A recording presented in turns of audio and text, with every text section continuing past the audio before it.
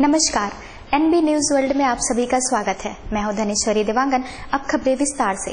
मुजफ्फरपुर और गोपालगंज में अपनी रैली के लिए आए प्रधानमंत्री नरेंद्र मोदी ने नीतीश और लालू पर सीधे निशाना साधा। उन्होंने कहा, गरीब से गरीब व्यक्ति भी ये स्वीकार नहीं करेगा कि कोई उसे बिकाऊ कहे। मुख्यमंत्री नीतीश कुमार पर निशाना साधते हुए उन्होंने कहा, मोदी पर आरोप लगाते लगाते थक गए तो बिहारियों को गाली देने लगे। प्रधानमंत्री नरेंद्र मोदी ने लालू प्रसाद के गृह जिले में महागठबंधन को निशाने पर लेते हुए नीतीश कुमार से सवाल किया कि क्या वह जंगल राज के पुराने दिनों को वापस लाना चाहते हैं। साथ ही दलितों, पिछड़ों और अति पिछड़ों के आरक्षण कोटे में से 5% एक समुदाय को देने की साजिश संबंधी अपने आरोप को दोहराकर दावा किया कि खुद नीतीश कुमार ने 2005 में संसद में मुसलमानों के लिए सब कोटा की व्यवस्था करने की कथित तौर पर वकालत की थी। मोदी ने कहा कि पुराने दिन नीतीश कुमार को स्वीकार हो सकते हैं, बिहार की जनता को नहीं। मोदी ने चुनावी सभा में कहा, नीतीश कुमार ने 24 अगस्त 2005 को ही अपने इरादे साफ कर दिए थे, लेकिन जब मैंने आरोप लगाया कि वे अनुसूचित जाति, जनजाति, ओबीसी और अति पिछड़ों के आरक्षण कोटा में से 5% एक समुदाय विशेष को दे देंगे तो वे अपना आपा खो बैठे। भारतीय संविधान के निर्माता भी इसके खिलाफ थे।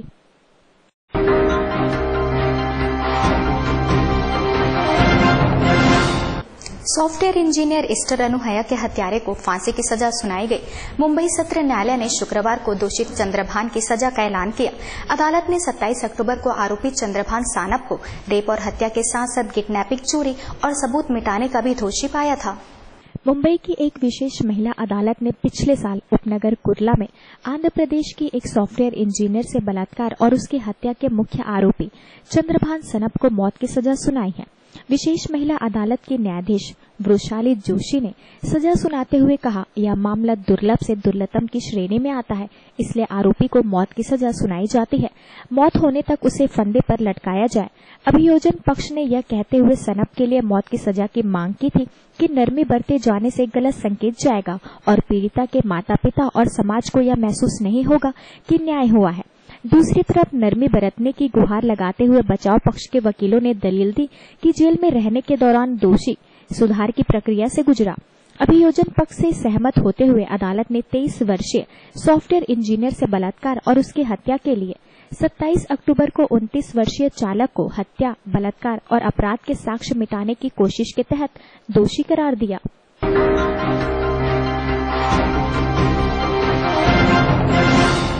पाकिस्तान के पूर्व क्रिकेटर और तहरीक-ए-इंसाफ पार्टी के प्रमुख इमरान खान ने अपनी दूसरी पत्नी रेहम खान से भी तलाक ले लिया है।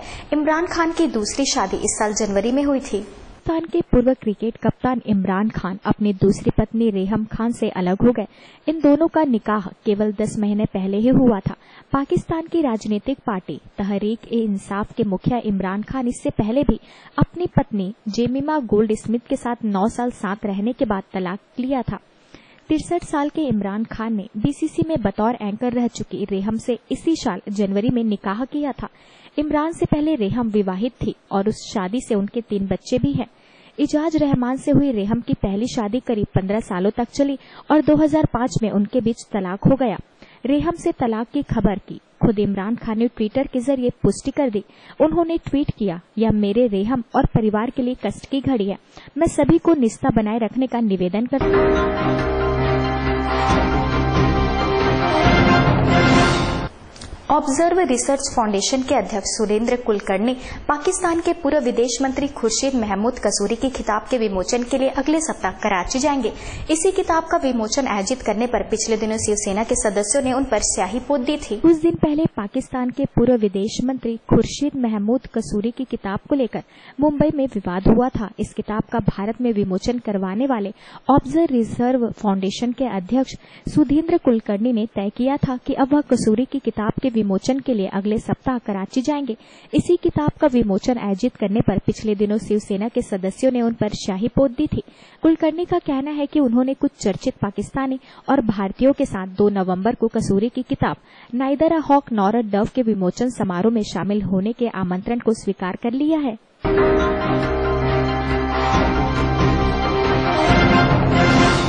इराक की राजधानी बगदाद में अज्ञात रॉकेटों हमलों से 23 लोगों की मौत हो गई, जिसमें एक महिला भी शामिल है। शरणार्थी शिविर पर हुए इस हमले में 80 मिसाइल दागे गए। बगदाद में अंतर्राष्ट्रीय हवाई अड्डे के नजदीक एक शरणार्थी शिविर पर हुए करीब 15 रॉकेट हमलों में एक महिला समेत 23 लोगों की मौत हो गई। ईरान का निर्वासित विपक्षी समूह people's Mujahideen organization of Iran के प्रवक्ता शाहीन गुबादी ने पेरिस में जारी बयान में बताया कि इस हमले में अब तक एक महिला समेत 23 लोगों के मारे जाने की सूचना है, जबकि कई अन्य घायल हैं। उन्होंने कहा कि शिविर पर करीब 80 मिसाइल दागे गई। इराक सेना के संयुक्त अभियान कमांड के प्रवक्ता ब्रिगेडियर जनरल याहया रसूल ने इसकी पुष्टि की है। उन्होंने कहा कि ये रॉकेट हवाई अड्डे से 6 किलोमीटर पूर्वोत्तर में स्थित बकारिया इलाके से लॉन्च किए गए। उन्होंने कहा कि अब तक यह स्पष्ट नहीं हो सका कि इन हमलों का निशाना PMOI का शिविर ही था।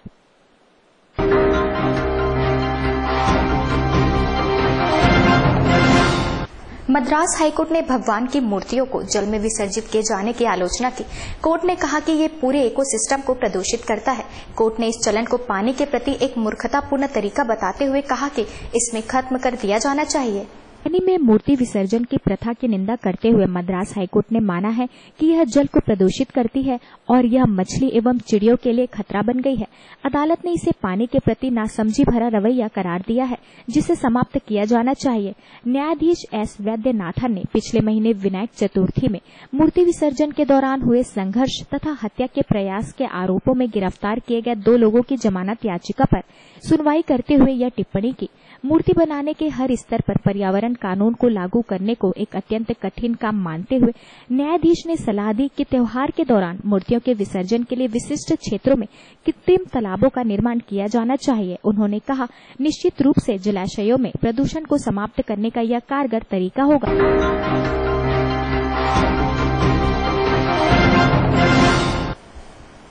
राष्ट्रीय स्वयंसेवक संघ के अखिल भारतीय सह सरकार्यवाह दत्तात्रेय होसबोले ने साहित्य अकादमी, फिल्म क्षेत्र और वैज्ञानिक द्वारा पुरस्कार लौटाने वालों को कहा कि जो पुरस्कार लौटाने वाले गैंग है वास्तव में हताश, निराश और समाज में उपेक्षित तथा कथित बुद्धिजीवियों का गिरोह है, जिनके विचार लोगों ने सुनना बंद कर दिए हैं और वह अपनी राजनीतिक दुकान चलाने में और चर्चा के आने के लिए ऐसा कर रहे हैं। देश में पहले साहित्य अकादमी से जुड़े लोगों, फिर फिल्म क्षेत्र के कुछ लोगों और अब एक वैज्ञानिक द्वारा पुरस्कार लौटाने पर पहली बार कड़ी प्रतिक्रिया व्यक्त करते हुए शुक्रवार को राष्ट्रीय स्वयंसेवक संघ ने दो टूक कहा कि पुरस्कार लौटाने वाला गैंग वास्तव में हताश, निराश और समाज से उपेक्षित तथा कथित बुद्धिजीवियों का गिरोह है, जिनके विचार लोगों ने सुनने बंद कर दिए हैं और वह अपनी राजनीति दुकान चलाने और चर्चा में आने भर के लिए ऐसा कर रहे हैं। राष्ट्रीय स्वयंसेवक संघ के अखिल भारतीय सह सरकार्यवाह दत्तात्रेय होसबोले ने शुक्रवार को एक प्रेस वार्ता में यह बात कही। उन्होंने एक सवाल के जवाब में देश में विभिन्न क्षेत्रों के लोगों द्वारा पुरस्कार लौटाए जाने पर गहरी नाराजगी जताई और कहा, जो लोग 60 वर्षों से देश में असहिष्णुता का नंगा नाच कर रहे थे, अब वह षड्यंत्र कर रहे हैं और संघ तथा भाजपा को बदनाम करने की कोशिश कर रहे हैं।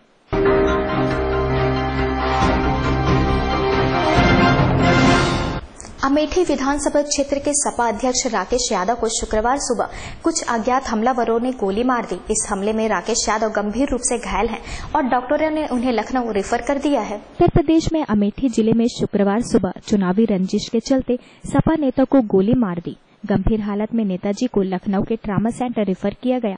प्राप्त जानकारी के अनुसार अमेठी विधानसभा क्षेत्र इकाई के सपा अध्यक्ष राकेश यादव मुंशीगंज के ग्राम शिवापुर में सुबह सैर के लिए निकले थे। उस समय किसी ने यादव को गोली मार दी। इस मामले में बहुजन समाज पार्टी के भेदुआ के ब्लॉक प्रमुख जयप्रकाश तिवारी सहित 3 लोगों के खिलाफ मामला दर्ज किया गया। गौरतलब है कि जयप्रकाश की पत्नी विजय कुमारी वार्ड नंबर 35 से जिला पंचायत का चुनाव लड़ रही है। इस मामले में करीब 1 सप्ताह पहले राकेश यादव और जयप्रकाश के बीच झगड़ा हुआ था। फिलहाल राकेश यादव को लखनऊ के ट्रामा सेंटर रेफर किया गया, जहां उनकी हालत गंभीर बताई जा रही है।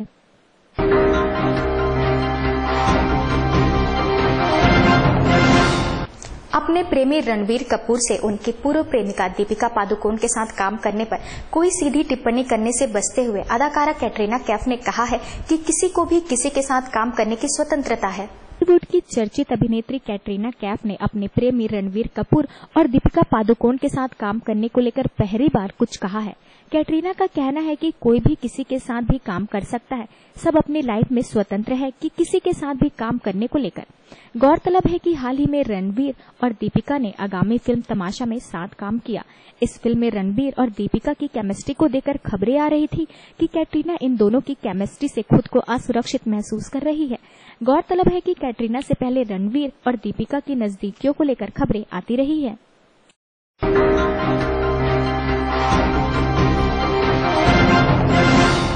बिरगांव चुनाव को लेकर दोनों प्रमुख दलों ने अपनी कमर कस ली है। कांग्रेस ने पहले ही अपने 11 पार्षदों के नाम जारी कर दिए थे। बीजेपी ने भी अब अपने पार्षदों के नाम जारी कर दिए हैं। बिरगांव चुनाव को लेकर बीजेपी ने अपने 28 पार्षदों के नाम जारी कर दिए हैं। बीजेपी प्रवक्ता सच्चिदानंद उपासने ने बताया कि चुनाव समिति ने महापौर के नामों पर भी चर्चा कर ली है। 1-2 दिनों के भीतर ही बाकी 8 पार्षदों के नाम और महापौर के नामों की घोषणा किए जाने की संभावना है।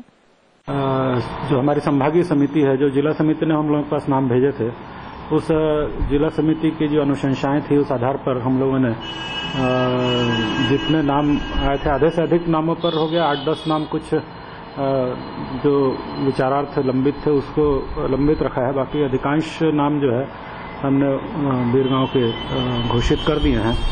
जो 8-10 नाम बचे हुए हैं वो भी महापौर के प्रत्याशी की घोषणा के बाद, क्योंकि कमोबेश उसी में से वो दावेदार थे, तो इसलिए उसको लंबित रखा हुआ है, पर विचार उन पर भी पूरा हो गया है। तो ये संभवतः आज महापौर का नाम कल रात्रि में हमारी चुनाव समिति, प्रदेश की चुनाव समिति बैठी थी, जिसके अधिकार क्षेत्र में महापौर के नाम की घोषणा का क्षेत्राधिकार है। तो कल उन्होंने उस पर विचार विमर्श किया है और उसको प्रदेश अध्यक्ष जी को अधिकृत किया है।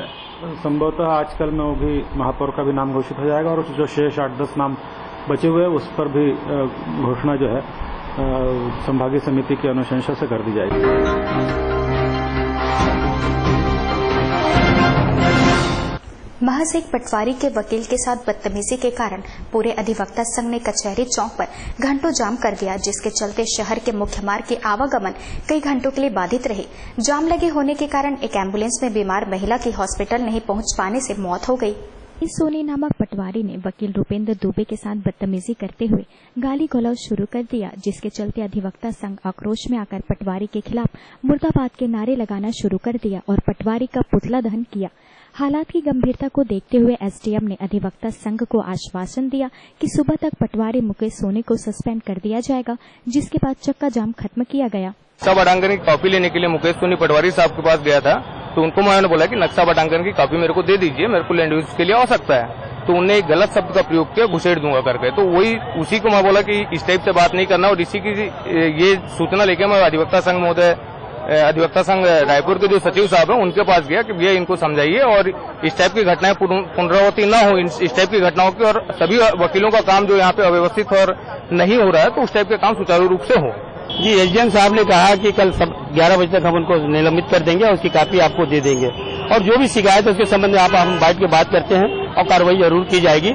यदि कल 2 बजे तक सस्पेंशन के कागज नहीं मिला और उन्हें शिकायत जो 6 महीने शिकायत है जो कार्रवाई नहीं हुई, हम प्रदेश लेवल में धरना देंगे और उनके विरुद्ध कार्रवाई करेंगे। देखिए, ये मुझे जानकारी तो नहीं है, लेकिन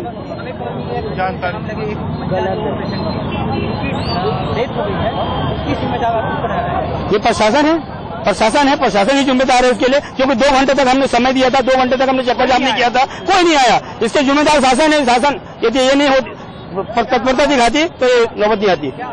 जब घटना घटित हुआ तो हमने कलेक्टर साहब के कार्यालय में जाके सूचना दी, उन्होंने कहा कि हम आ रहे हैं। हम 1.5 घंटा 2 घंटा इंतजार करते रहे। एक प्रतिनिधि उनका, एक एडिशनल कलेक्टर रैंक का कोई आदमी आके ये बात करने को तैयार नहीं हुआ, और जो करना है तो ये क्या है, इस कारण से हमको ये स्टेप लेना पड़ा। घंटों जाम नहीं लगाया था, ये पटवारी के बीच में और वकील के बीच में विवाद हुआ था, जिसके कारण वो तहसील ऑफिस के सामने खड़े थे और यहाँ का रोड ट्रैफिक था। उसके बाद में इन लोगों ने उसके सस्पेंशन की मांग को लेकर शास्त्री चौक में आए थे, तो करीब 15-20 मिनट, आधे घंटे तक का यहाँ पे एक जाम की स्थिति बनी थी, और आपस में इनके बीच में जो एसडीएम के आश्वासन के बाद में इन लोगों ने अपना आंदोलन समाप्त कर लिया।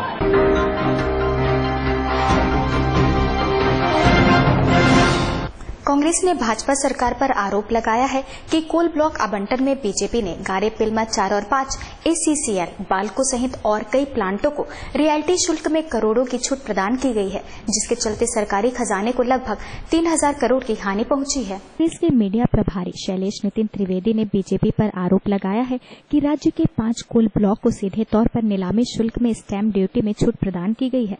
इन कोल ब्लॉकों की माइनिंग रेट अप्रैल तक रजिस्टर नहीं की गई थी, जिसके बाद 23 अक्टूबर को सरकार ने एक अध्यादेश लाकर नीलामी शुल्क में स्टैंप ड्यूटी में छूट दे दिया गया, जिससे हिडाल्को को लगभग 1565 करोड़ की अकेली छूट मिल गई। ऐसे ही सभी कोल ब्लॉक को छूट प्रदान की गई, जिसमें लगभग 3000 करोड़ की छूट सभी कोल ब्लॉक को प्रदान की गई। इस 3000 करोड़ की सरकारी खजाने को हानि हुई है। यदि छूट प्रदान नहीं की जाती तो इस 3000 करोड़ से किसानों को बोनस दिया जा सकता था। 4 कंपनियों बाल्को, हिंडाल्को, ACC और मोनेट को छत्तीसगढ़ में 5 कोल ब्लॉक दिए गए। जब ये 5 कोल ब्लॉक मार्च में इन कंपनियों को दिए गए तो अप्रैल में इन कंपनियों को ये कोल ब्लॉक हैंडओवर कर दिए गए। उसके बाद इन कोल ब्लॉकों का माइनिंग डीड रजिस्टर्ड किया जाना था, लेकिन माइनिंग डीड रजिस्टर्ड करने में 6 महीने की देर लगी। अप्रैल में जब कोल ब्लॉक हैंडओवर हो गए थे तो अक्टूबर तक माइनिंग डीड रजिस्टर नहीं कराई गई पंजीयन में, और अक्टूबर में अचानक जो छूट दे दी गई छत्तीसगढ़ सरकार के द्वारा, वो स्पष्ट उजागर करती है कि इन कोल ब्लॉक के आवंटन में इन्हें स्टाम्प शुल्क के दी गई छूट में भारी भ्रष्टाचार हुआ है।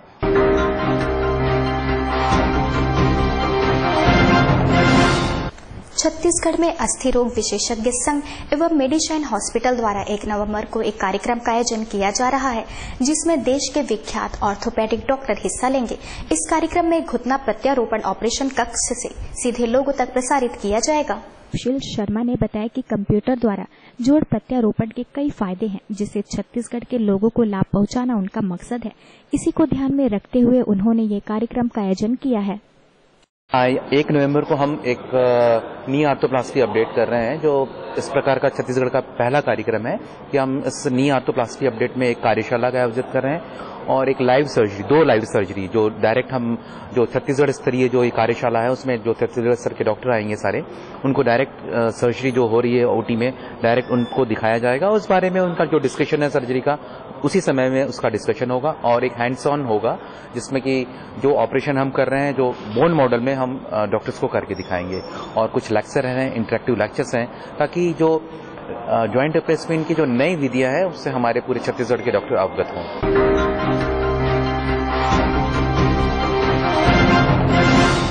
ताजा तरीन खबरों के लिए बने रहिए हमारे साथ NB न्यूज वर्ल्ड में।